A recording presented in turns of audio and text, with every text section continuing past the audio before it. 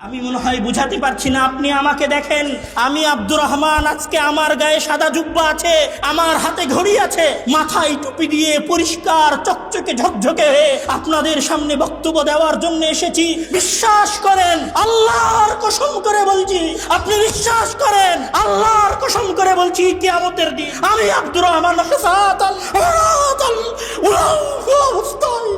আল্লাহ তাআলার সামনে দাঁড়াবো। পৃথিবীতে প্রত্যেকটা জিনিস বা প্রত্যেকটা বস্তুর নির্দিষ্ট একটা মেয়াদ থাকে।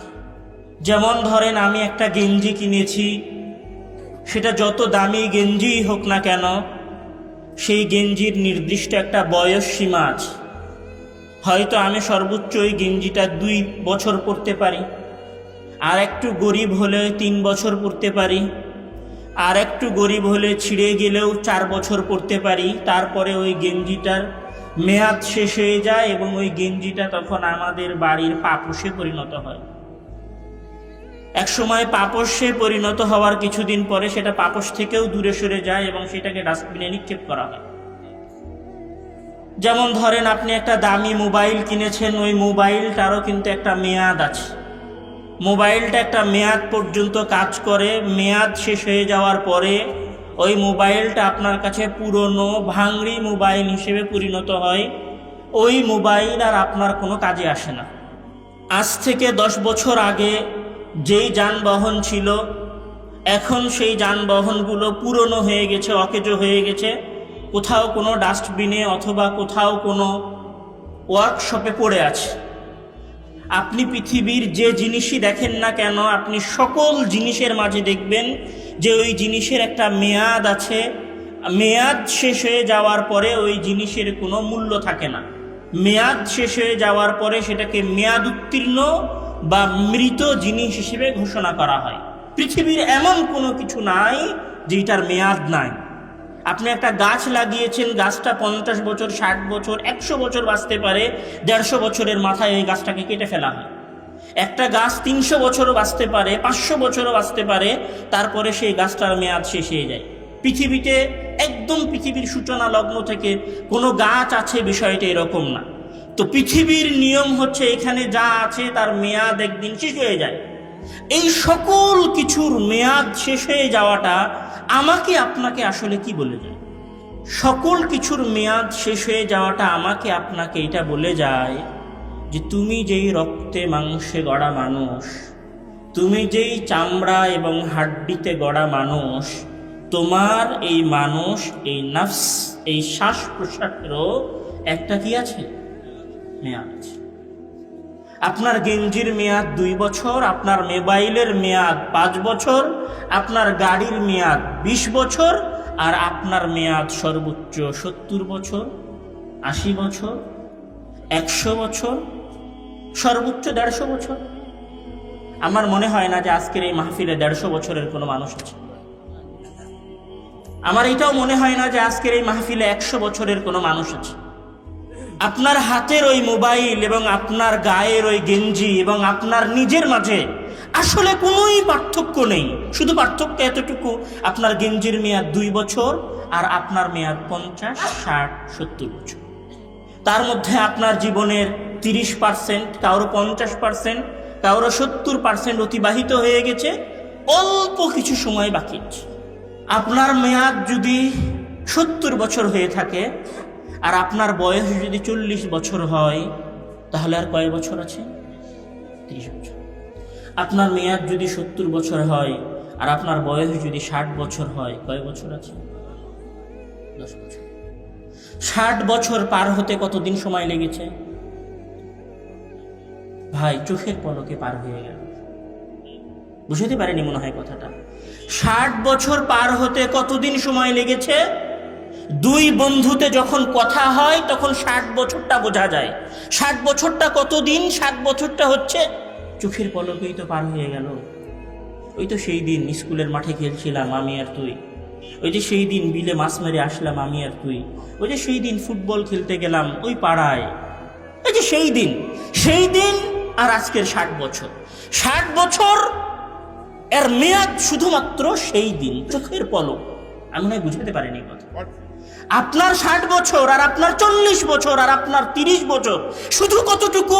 শুধু হচ্ছে চোখের পলকে পার হয়ে গেল। যদি আর 20 বছর থেকে থাকে, যদি আর 30 বছর থেকে থাকে, যদি আর 10 বছর থেকে থাকে, যদি আর 5 বছর থেকে থাকে, তাহলে সেটাও কতদিন? চোখের পলক। সেটাও কতদিনে পার হয়ে যাবে? চোখের পলকে পার হয়ে যাবে। আমি আপনাকে আরেকটু কাছে করে বুঝাই। আপনার বয়স যদি 65 বছর হয়, আর আজকে আপনার বয়স যদি 64 বছর 364 দিন হয়, এমনি বুঝতে পারেনি কথা। আপনার বয়স যদি 65 বছর হয়, আর আজকে যদি আপনার বয়স 64 বছর 364 দিন হয়, তাহলে আর কয়দিন আছে? একদিন আছে। আপনি জানেন আপনার কত বছরের মেয়াদ? এখানে কোনো একজন যুবক, কোনো একজন ছাত্র, কোনো একজন তরুণ, কোনো একজন কিশোর, কোনো একজন পূর্ণ 40 বছরের যুবক দাঁড়িয়ে কি আমাকে কথা বলতে পারে আমি আপনাকে চ্যালেঞ্জ দিচ্ছি যে আমি 60 বছর বয়স পর্যন্ত বাঁচব? আমি আব্দুর রহমান নিজেও এটা জানি না যে আমি আজকে রাতে এই সফর শেষ করে বাসায় ফিরে যাব। আপনারা কেউ জানেন না যে আজকের এই প্রোগ্রাম শেষ হয়ে যাওয়ার পরে আগামীকাল সকালে ফজরের সালাত আদায় করার তৌফিক এবং সৌভাগ্য আপনার হবে কি হবে না। কেউ জানে না, কেউ। আমাদের মাঝে একজন মানুষ এরকম নাই যে নিশ্চয়তা দিতে পারে আমি আজকে রাতে ঘুম যাব আর আগামীকাল সকালে উঠব। আমার এবং আপনার জীবনের বাস্তবতা এইটাই।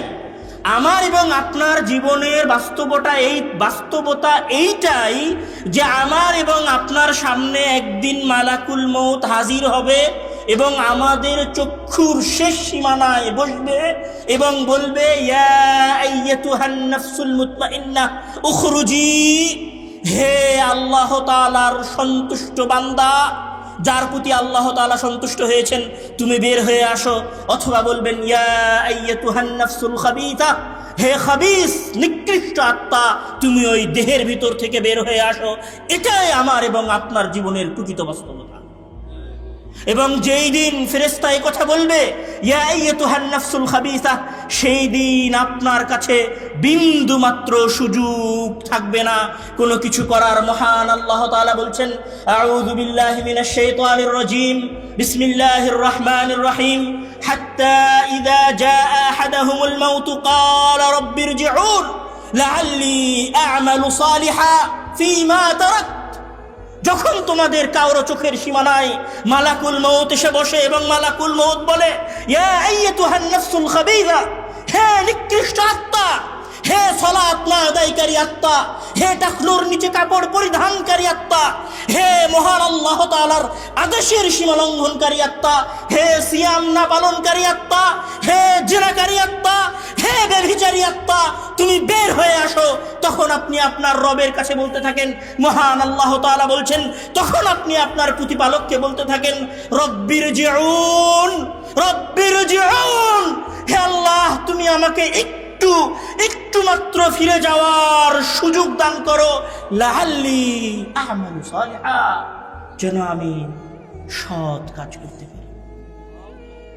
মহান আল্লাহ তাআলা বলছেন, ফায়াকুলু রাব্বি, তখন বান্দা বলবে, ফায়াকুলু রাব্বি লাউলা আখারতানি ইলা আজালিন করিব, লাউলা আখারতানি ইলা আজালিন করিব ফাআসাদদাক ওয়া আকুম মিনাস সালিহিন, লাউলা আখারতানি। আল্লাহ একটু, 1 সেকেন্ড, মালাকুল মউত 1 সেকেন্ড দাঁড়াও, 1 মিনিট। কতটুকু? আমি 5 ওয়াক্ত সালাত আদায় করার সুযোগ চাইনি তোমার কাছে, একটা সিয়াম রাখার সুযোগ চাইনি তোমার কাছে, একটা হজ পালন করার সুযোগ চাইনি তোমার কাছে। সালাত আদায় করলে তো ওযু করতে হবে, সালাত আদায় করলে তো পবিত্রতা অর্জন করতে হবে। 4 রাকাত সালাত আদায় করতে 10 মিনিটের মতো সময় লাগবে, 20 মিনিটের মতো সময় লাগবে। আমি তোমার কাছে সালাত আদায় করার সময়টুকুও চাচ্ছি না, আমি শুধু চাচ্ছি ফাআসাদদাকা ওয়া আকুম মিনাস সালিহিন, আমার পকেটে হাত দিব আর পকেট থেকে 10 টাকা বের করে একটু আল্লাহর পথে দান করে দিব। শুধু এতটুকু সময় আমাকে দাও, ওয়া আকুম মিনাস সালিহিন। একটা দানের মাধ্যমে যেন আমি সৎ কর্মশীল বান্দা হিসেবে পরিণত হতে পারি। একটা দানের সুযোগ। একটা দান করতে কতক্ষণ সময় লাগে? এই যে 5 মিনিট আগে আপনারা দান করছিলেন, এই দানটুকু করতে কতটুকু সময় লেগেছে আপনাদের? পকেটে হাত দিয়েছেন, 10 টাকা 100 টাকার নোটের মধ্যে থেকে বের করে 10 টাকার নোটটা চট করে দিয়ে দিয়েছেন। আপনি আল্লাহ তাআলার কাছে শুধুমাত্র একটা দান করার সুযোগ চাইবেন, তখন মহান আল্লাহ তাআলা বলবেন, কাল্লা কাল্লা ইন্নাহা কালিমাতুন হুয়া কাইলুহা, কখনো নয়, আমি তাকে 1 সেকেন্ড সময় দিতে পারি না, কেননা আমি তাকে 70 বছরের সময় দিয়েছিলাম, কেননা আমি তাকে 40 বছরের সময় দিয়েছিলাম, আমি তাকে 50 বছরের সময় দিয়েছিলাম, আমি তাকে 60 বছরের সময় দিয়েছিলাম। আজকে সে শুধু এই কথাটুকু বলছে, তার সামনে মৃত্যু উপস্থিত হয়েছে, এই কারণে কালিমাতুন হুয়া কাইলুহা, এটা শুধু বলার কথা, তাই সে বলছে। এই কথার সাথে তার হৃদয়ের কোনো কানেকশন নাই। আমি যদি তাকে ছাড় দেই, ছাড় পাওয়া মাত্রই সে আবার খারাপ কাজে লিপ্ত হবে। এটাই হচ্ছে আমার এবং আপনার জীবনের প্রকৃত বাস্তবতা। আমার এবং আপনার জীবনের প্রকৃত বাস্তবতা হচ্ছে এটাই যে আপনার মেয়াদ 60 বছর 70 বছর পার হয়ে যাওয়ার পরে 3.5 হাত কবর আর 2টা কাফনের কাপড় হচ্ছে আপনার জীবনের প্রকৃত বাস্তবতা।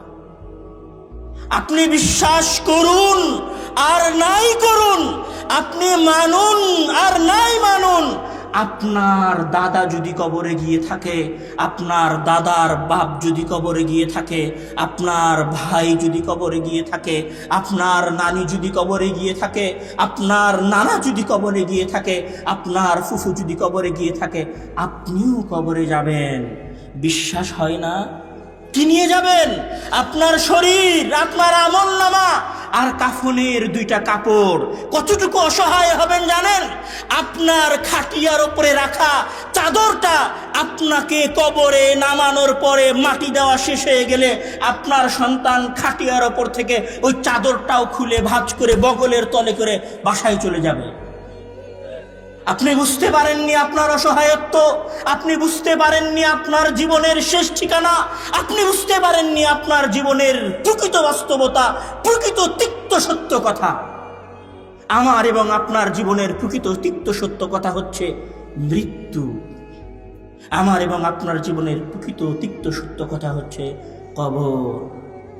আর আমার এবং আপনার জীবনের দ্বিতীয় তিক্ত সত্য কথা হচ্ছে আমি এবং আপনি এই দীর্ঘ 40 এবং 50 বছরে যা কিছু করেছি, আমি এবং আপনি এই দীর্ঘ 40-50 বছরে যা কিছু করেছি, যা কিছু করেছি, যা কিছু করেছি, তার সকল কিছুই একদিন আপনার সামনে উপস্থাপন করা হবে।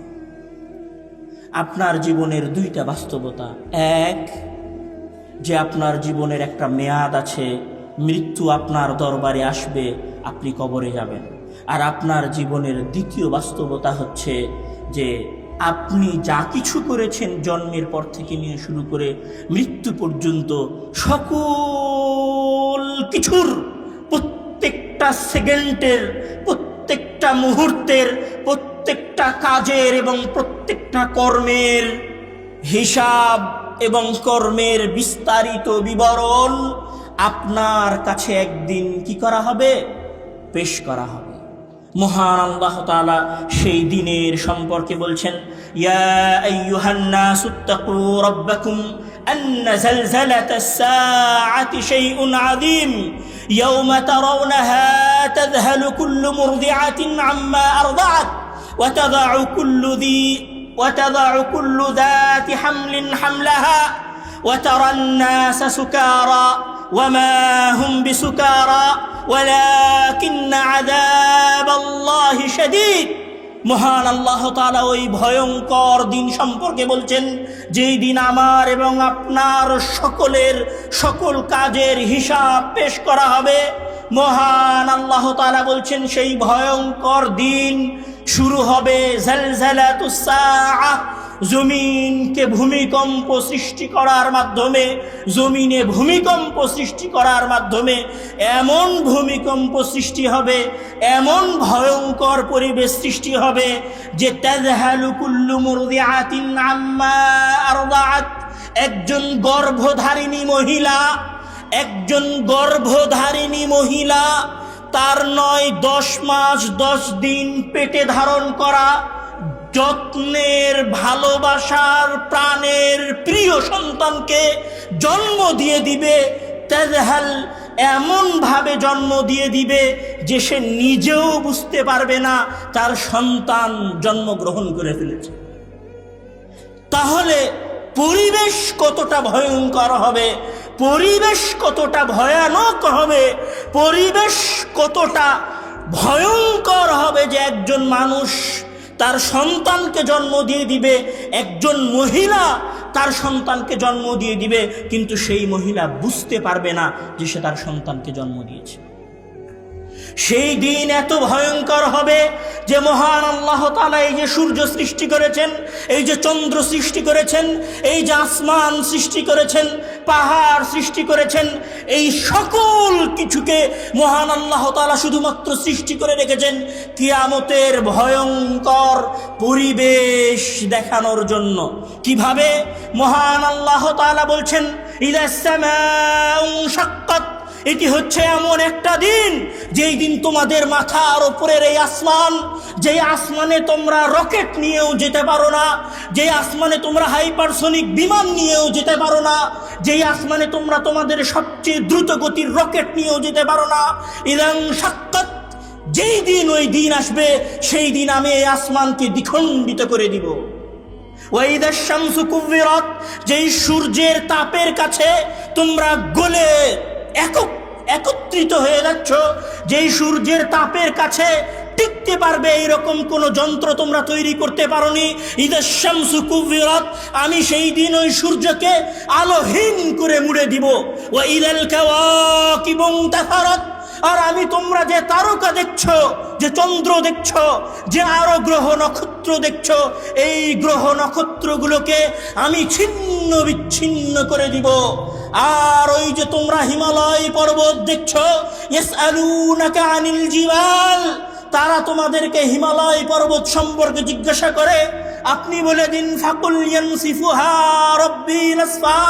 আর ওই দিন এত ভয়ঙ্কর হবে যে আল্লাহ ওই দিনের ভয়ঙ্কর দৃশ্য বোঝানোর জন্য আসমানকে চূর্ণ বিচূর্ণ করে দিবেন, সূর্যকে আলোহীন করে দিবেন, চন্দ্র তারকা গ্রহরাজিকে ছিন্ন বিচ্ছিন্ন করে দিবেন।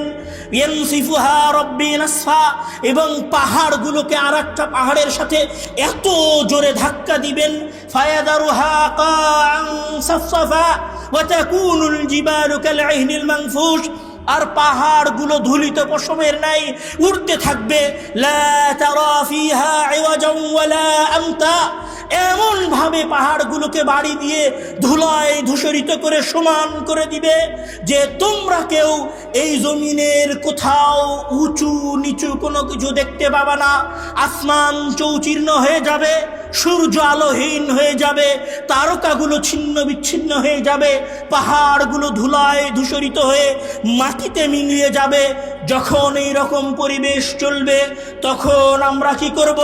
ইয়াউমা ইয়াখরুজুনা মিনাল আজদাসি সিরাআন কাআন্নাহুম ইলা নুসবিন ইউফিদুন আইনামা তাকুনু ইয়াতি বিকুমুল্লাহু জামিআ ইন্নাল্লাহা আলা কুল্লি শাইইন কাদির। এই রকম ভয়ঙ্কর একদিনে, এই রকম ভয়ঙ্কর এক পরিবেশের মধ্যে মহান আল্লাহ তাআলা আপনার মরে যাওয়া দাদা, আপনার মরে যাওয়া নানি, আপনার মরে যাওয়া ভাই, আপনার মরে যাওয়া গ্রামের চেয়ারম্যান, আপনার গ্রামের মরে যাওয়া জালেম মেম্বার, আপনার অঞ্চলের মেয়র, আপনার অঞ্চলের এমপি, আপনার অঞ্চলের মন্ত্রী, সবাইকে ইয়াখরুজুনা মিনাল আজদাস, কবরের ভেতর থেকে বের করবেন। মহান আল্লাহ তাআলা বলছেন, আইনামা তাকুনু ইয়াতি বিকুমুল্লাহু জামিআ। যে ব্যক্তি আটলান্টিক মহাসাগরে টাইটানিক জাহাজের ডুবে যাওয়ার সাথে ডুবে গেছে, আমি তাকেও বের করে নিয়ে আসব। যে আগুনে পুড়ে ছাই হয়ে গেছে, আমি তাকেও বের করে নিয়ে আসব। যাকে সন্ত্রাসীরা হত্যা করে পদ্মার চরে পায়ে শিকল বেঁধে ডুবিয়ে দিয়েছে, আমি তাকেও বের করে নিয়ে আসব। যাকে হত্যা করার পরে কেমিক্যাল দিয়ে তার হাড় গলিয়ে ফেলা হয়েছে, আমি তাকেও সেই দিন কিয়ামতের দিন ইয়াতি বিকুমুল্লাহু জামিআ, সেই দিন বের করে নিয়ে আসব। সেই দিন আমরা কিভাবে বের হব? মহান আল্লাহ তাআলা বলছেন, ইন কুল্লু মান ফিস সামাওয়াতি ওয়াল আরদি ইল্লা আতির রহমানি আবদা লাকাদ আহসাহুম ওয়া আ'আদ্দাহুম আ'দ্দা ওয়া কুল্লুহুম ইয়াতি ইয়াওমাল কিয়ামাতি ফারদা। আর সেই দিন সকল মানুষেরা কিয়ামতের দিন থেকে নিয়ে পৃথিবীর সৃষ্টি থেকে নিয়ে শুরু করে কিয়ামত পর্যন্ত যত মানুষ কবরের মধ্যে গেছে, আর যত মানুষ পানিতে ডুবে মারা গেছে, আর যত মানুষ আগুনে পুড়ে গেছে, তাদের সকলকে আমি বের করে নিয়ে আসব।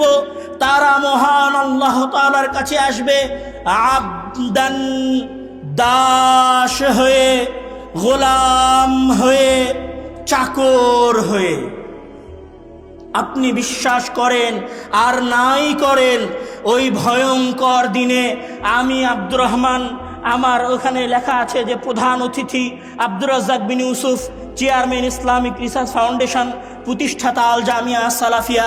আপনি বিশ্বাস করুন, আপনি বিশ্বাস করুন, ওই কিয়ামতের দিন শায়েখ আব্দুর রাজ্জাক বিন ইউসুফ থেকে নিয়ে শুরু করে, শায়েখ মতিউর রহমান মাদানী থেকে নিয়ে শুরু করে, ইমাম নাসিরউদ্দিন আলবানী রাহিমাহুল্লাহ থেকে নিয়ে শুরু করে, ইমাম আহমদ ইবনে হাম্বল রাহিমাহুল্লাহ থেকে নিয়ে শুরু করে, ডোনাল্ড ট্রাম্প থেকে নিয়ে শুরু করে, বারাক ওবামা থেকে নিয়ে শুরু করে, ফেরাউন থেকে শুরু করে প্রত্যেক মানুষ কিয়ামতের দিন হাজির হবে আবদান, শুধুমাত্র গোলাম এবং দাস হিসেবে।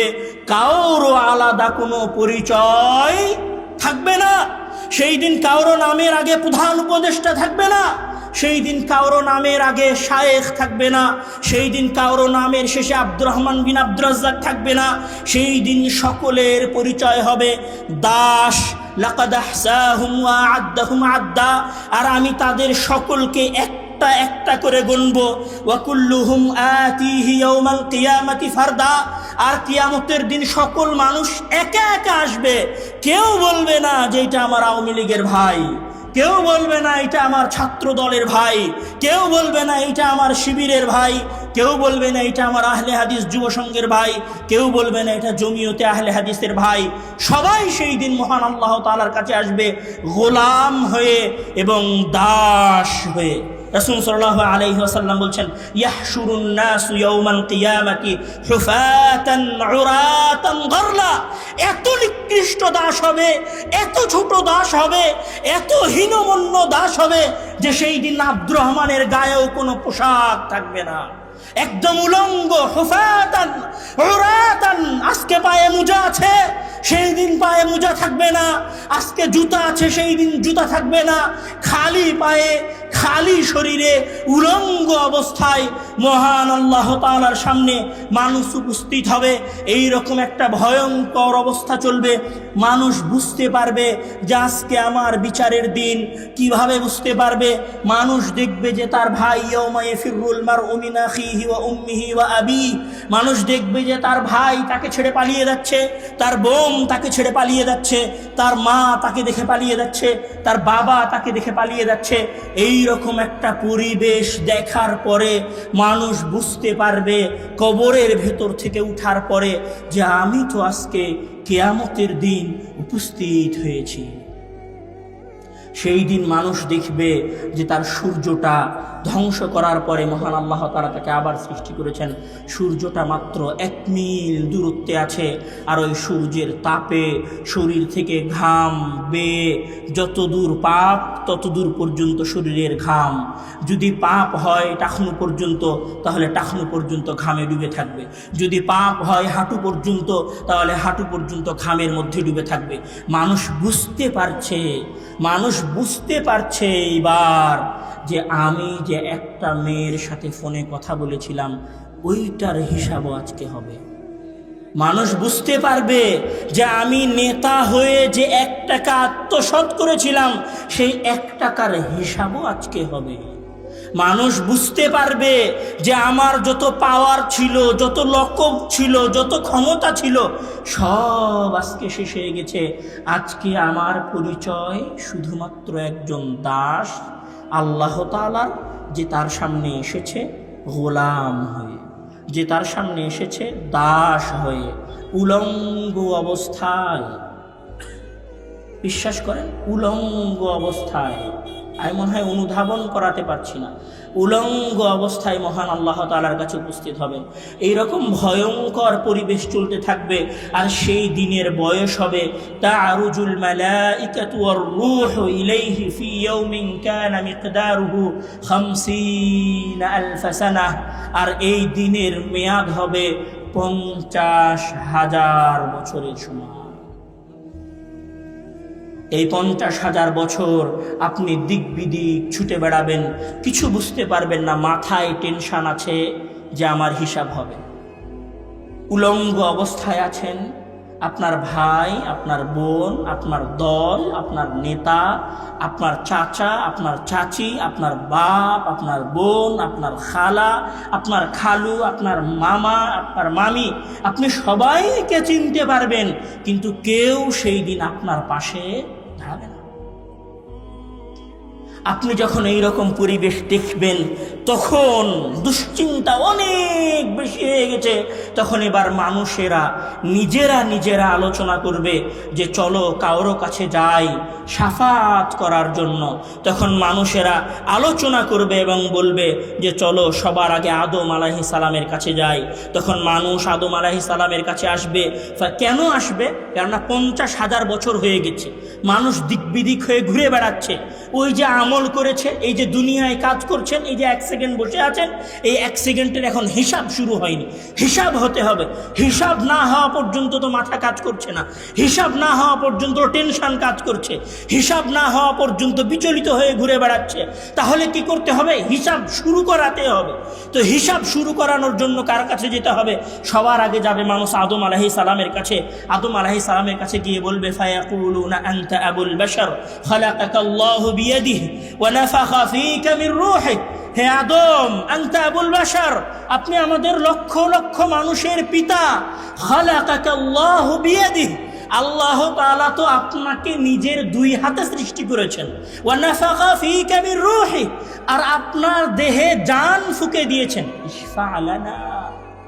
৫০,০০০ বছর হয়ে গেছে, আমাদের জন্য একটু শাফাত করেন, হিসাবটা শুরু হোক। আদম আলাইহিস সালাম কি আপনার পীর সাহেবের মতো লাফ দিয়ে উঠে বলবেন যে আল্লাহ তুমি হিসাব শুরু করো? আদম আলাইহিস সালাম বলবেন ফায়াকুলু লাহুম আদম ইন্না রাব্বী ক্বাদ গাযিবাল ইয়াওমা গাযবান লাম ইয়াগযাব ক্বাবলাহু মিসলাহু ওয়া লা ইয়াগযাব বা'দাহু মিসলাহু। হে মানুষেরা তোমরা শোনো, হাসরের ময়দানের মানুষেরা তোমরা শোনো, আমি আদম, আমি আবুল বাশার, আল্লাহ তাআলা আমাকে সবার আগে সৃষ্টি করেছে, তার নিজের 2 হাত দিয়ে সৃষ্টি করেছে। কিন্তু ইন্না রাব্বী, আমার প্রতিপালক, ক্বাদ গাযিবাল ইয়াওমা, আমার উপর রাগান্বিত হয়েছেন। লাম ইয়াগযাব ক্বাবলাহু মিসলাহু, ইতিপূর্বে তিনি কোনোদিন এত রাগান্বিত হননি। ওয়া লা ইয়াগযাবা বা'দাহু মিসলাহু, আর আজকের দিনের পরে তিনি কোনোদিন এত রাগান্বিত হবেন না। আমি আমার প্রতিপালকের রাগের ভয়ে আছি। নফসি নফসি নফসি, আমি আমার নিজেকে নিয়ে চিন্তিত আছি। কে বলবে? আদম আলাইহিস সালাম বলবে। তখন আদম আলাইহিস সালাম কি বলবে? যাও তোমরা প্রথম নবীর কাছে যাও। তখন মানুষেরা নূহ আলাইহিস সালামের কাছে আসবে এবং বলবে ইয়া নূহ আনতা আউয়ালুর রাসূল ইলা আহলিল আরদ ওয়া ক্বাদ সাম্মাকা আল্লাহু আবদান শাকুরা। হে নূহ, তোমাকে আল্লাহ তাআলা আবদান শাকুরা বলেছে, তোমাকে সর্বপ্রথম রাসূল হিসেবে প্রেরণ করেছে। ইশফা লানা, আমাদের জন্য শাফাত করেন। তখন নূহ আলাইহিস সালাম একই কথা বলবেন, আমার প্রতিপালক আজকে আমার উপর রাগান্বিত হয়েছেন, এমন রাগান্বিত তিনি ইতিপূর্বে হননি। ওয়ালাই ইয়াগদাবা বা'দাহু মিসলাহু, আর এরপরে তিনি কোনোদিন এমন রাগান্বিত হবেন না। আমি নূহ আউয়ালুর রাসূল, প্রথম নবী, নাফসি নাফসি নাফসি, তোমাদের জন্য শাফাত করার সক্ষমতা আমার কাছে নাই, তোমরা অন্য কোন নবীর কাছে যাও। তখন মানুষেরা নূহ আলাইহিস সালামের কাছ থেকে ছুটে দৌড়ে ইব্রাহিম আলাইহিস সালামের কাছে যাবে। ইব্রাহিম আলাইহিস সালামের কাছে গিয়ে বলবে, আপনি খলিলুল্লাহ, আপনি আল্লাহর বন্ধু, ইশফা লানা, আমাদের জন্য শাফাত করেন যেন আমাদের হিসাব শুরু হয়। ইব্রাহিম আলাইহিস সালাম একই কথা বলবেন যে আমার প্রতিপালক আজকে আমার উপর রাগান্বিত হয়েছেন, আজকে আমি শাফাত করতে পারবো না।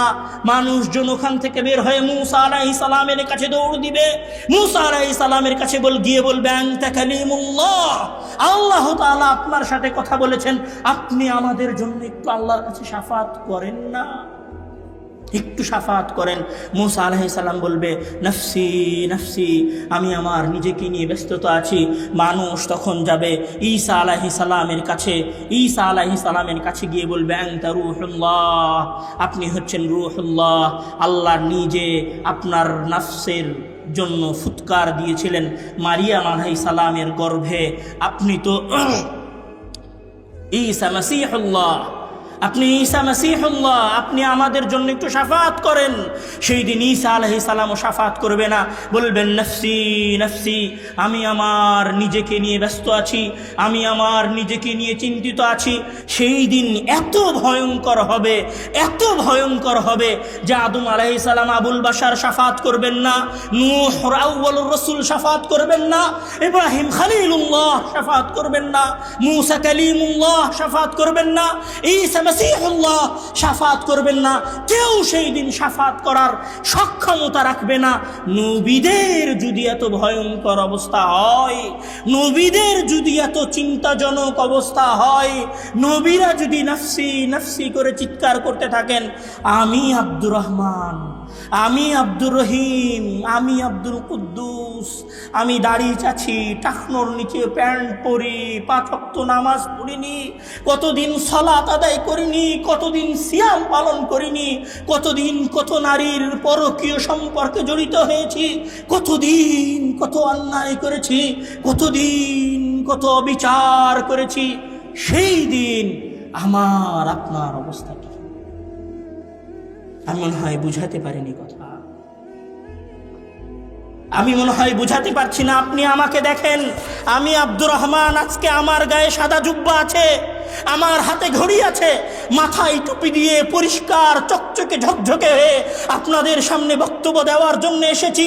বিশ্বাস করেন, আল্লাহর কসম করে বলছি, আপনি বিশ্বাস করেন, আল্লাহর কসম করে বলছি, কিয়ামতের দিন আমি আব্দুর রহমান হুফাতাল উরাতাল উলাঙ্গ অবস্থায় আল্লাহ তাআলার সামনে দাঁড়াবো। আপনি বিশ্বাস করেন, আপনারা প্রত্যেকেই সেই দিন ওই প্রতিপালকের সামনে হুফাতাল উরাতাল উলঙ্গ অবস্থায়, জুতাহীন অবস্থায় নফসি নফসি নফসি করতে করতে উপস্থিত হবে। আর যেদিন আপনার এই ভয়ঙ্কর পরিবেশ হবে, যখন এইরকম ভয়ঙ্কর পরিবেশ চলবে, তখন মানুষ যাবে মুহাম্মদ সাল্লাল্লাহু আলাইহি ওয়াসাল্লামের কাছে। তখন মুহাম্মদ সাল্লাল্লাহু আলাইহি ওয়াসাল্লামকে গিয়ে বলবে, ইশফা লানা, হে মুহাম্মদ, আপনি আমাদের জন্য শাফাত করেন। তখন মুহাম্মদ সাল্লাল্লাহু আলাইহি ওয়াসাল্লাম শাফাত করবে, বিচার শুরু হয়ে যাবে।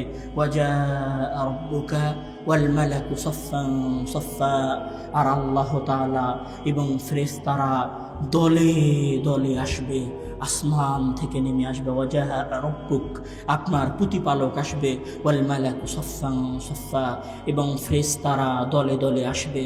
এবার হিসাব শুরু হতে যাচ্ছে।